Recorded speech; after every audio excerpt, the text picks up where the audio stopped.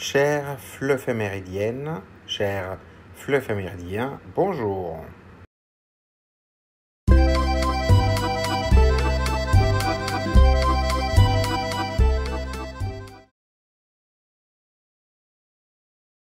La Journée mondiale des premiers secours a lieu chaque année le deuxième samedi de septembre. Créée par la Fédération internationale des sociétés de la Croix-Rouge et du Croissant-Rouge, cette journée a pour objectif de rappeler l'importance des gestes qui sauvent et rappelle qu'une action rapide et appropriée peut faire toute la différence. Elle sensibilise à la nécessité de former le plus grand nombre de personnes pour réagir efficacement en cas d'urgence. Voie F, destination sentier tracé. Attention au départ.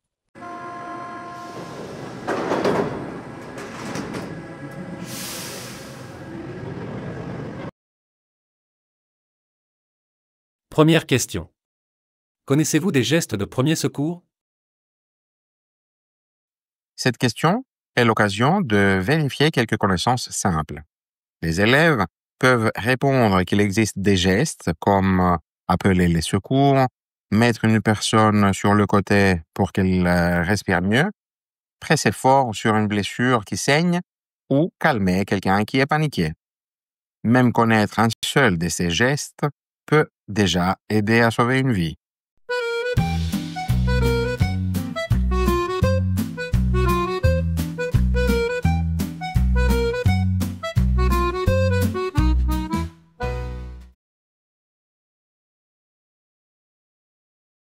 Deuxième question. Si quelqu'un tombe dans la rue, que faites-vous? Ici, on réfléchit à une réaction concrète. On peut vérifier si la personne est consciente, parler calmement pour la rassurer et demander de l'aide. Il est aussi important de contacter les secours et de rester auprès de la personne jusqu'à leur arrivée, plutôt que d'essayer seul des gestes que l'on ne maîtrise pas.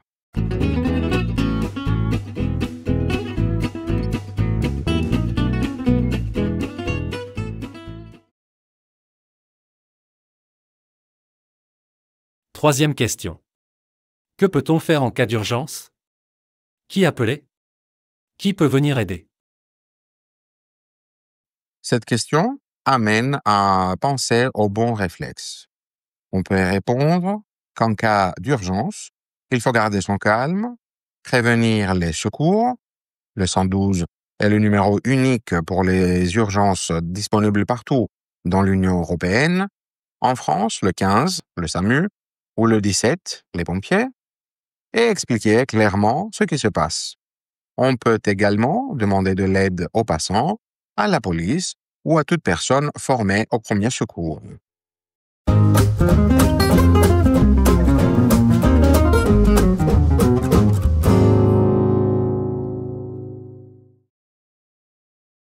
Voie L, destination terrain conquis. Attention au départ.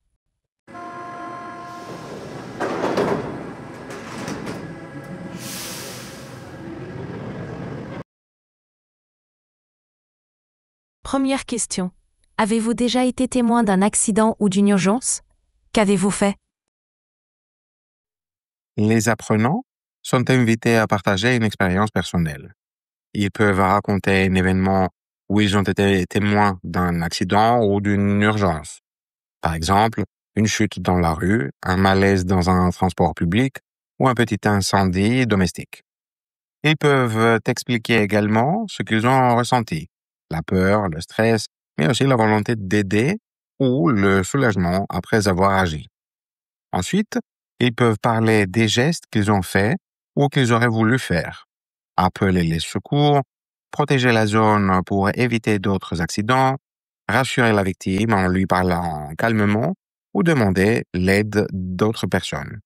Enfin, la réponse devrait souligner l'importance de réagir, même quand l'émotion est forte, car une intervention rapide, même simple, peut faire une grande différence pour la sécurité et le bien-être de la victime.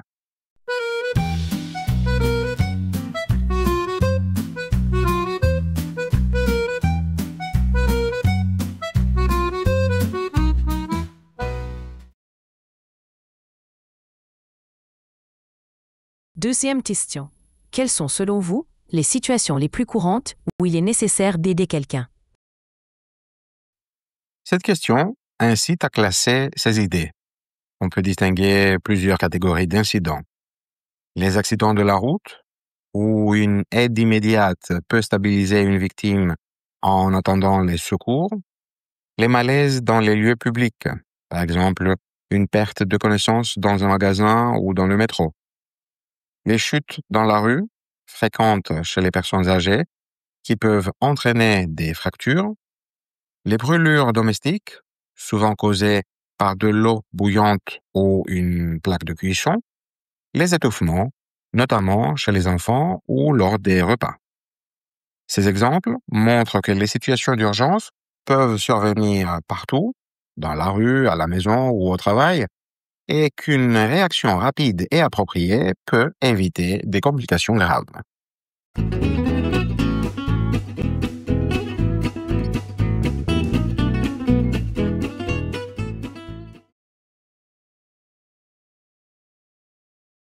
Troisième question. À votre avis, est-il important que tout le monde apprenne les gestes de premier secours? Cette question amène à défendre une position claire. Oui, il est essentiel que chacun connaisse au moins les bases des premiers secours. Tout d'abord, un geste simple, comme arrêter un saignement, pratiquer la position latérale de sécurité ou appeler les secours rapidement, peut réellement sauver une vie avant l'arrivée des professionnels de santé. Ensuite, cette compétence partagée renforce la solidarité et la confiance au sein d'une communauté. Savoir qu'on peut compter les uns sur les autres crée un sentiment d'appartenance et de sécurité collective. Enfin, apprendre les gestes de premier secours diminue le sentiment d'impuissance face à un accident. Une personne formée se sent plus capable d'agir, ce qui réduit le stress et peut améliorer la prise en charge de la victime.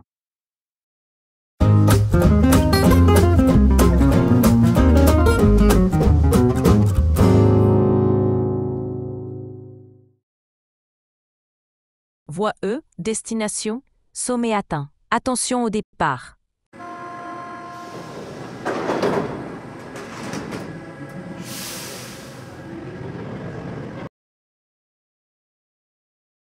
Première question. L'apprentissage des gestes de premier secours devrait-il être obligatoire à l'école? À partir de quel âge? Cette question ouvre un débat important sur l'éducation citoyenne et la préparation aux situations d'urgence. On peut proposer d'enseigner dès l'école primaire des notions simples et adaptées à l'âge des enfants. Savoir alerter un adulte, composer le numéro des secours ou reconnaître un danger immédiat. Au collège et au lycée, on pourrait approfondir ces apprentissages avec des techniques plus avancées, comme la réanimation cardio-pulmonaire, la mise en position latérale de sécurité ou la gestion des brûlures légères. Une telle progression permettrait à chaque génération de grandir en sachant comment réagir face à un accident et renforcerait la culture de la responsabilité collective.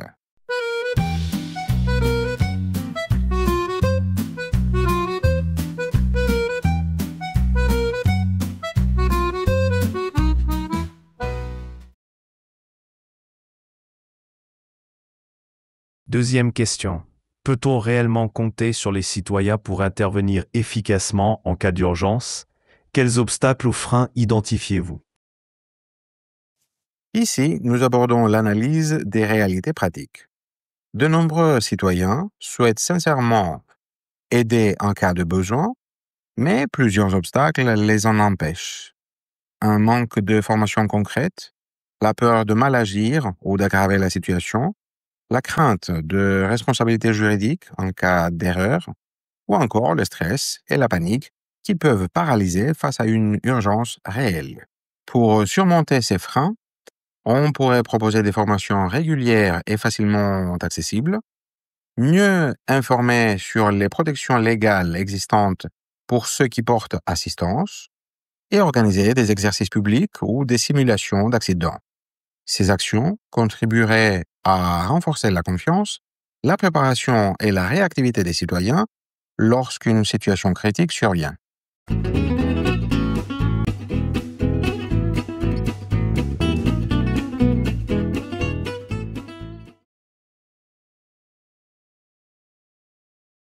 Troisième question. À votre avis, les campagnes de sensibilisation aux premiers secours sont-elles réellement efficaces ou restent-elles trop théoriques? Quelles pistes d'amélioration suggéreriez-vous?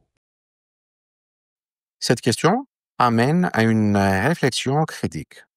Les campagnes actuelles jouent un rôle important pour attirer l'attention sur le sujet, mais elles restent parfois trop générales ou trop ponctuelles, ce qui limite leur impact. Pour les rendre plus efficaces, on pourrait les compléter par des ateliers pratiques réguliers dans les écoles, les entreprises et les associations, accompagnés de démonstrations publiques et de simulations d'accidents pour confronter les participants à des situations réalistes. Enfin, l'utilisation d'outils numériques interactifs et d'applications mobiles permettrait de renforcer l'apprentissage, de le rendre plus vivant et de favoriser une mémorisation durable des gestes de premier secours.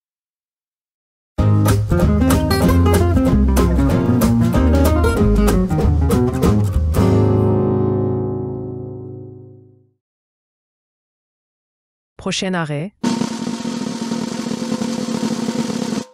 Frère Jacques, dormez-vous, dormez-vous.